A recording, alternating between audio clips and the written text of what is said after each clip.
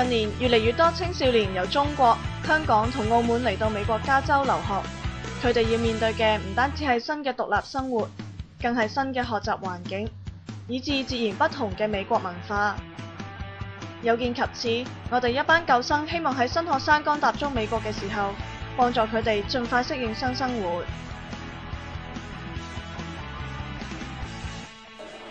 CCEM 係一個北美華人嘅校園福音機構，我哋致力於聯絡、開拓同推動各校園嘅福音事工，特別係對留學生事工有抱負。好似喺上一年嘅9月，我哋分別喺 De Anza College 同 Foothill College 都有舉辦為期2日嘅新生定向營，當中包括讓學生互相認識，了解佢哋未來2年嘅學習生涯。我哋更加帶學生去到學校附近嘅地方，俾佢哋熟習環境。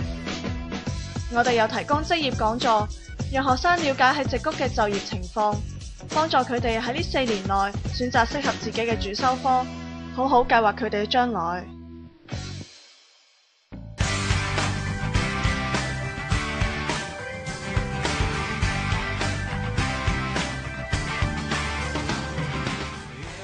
除咗新生定向營之外，CCEM 亦會定期舉辦活動，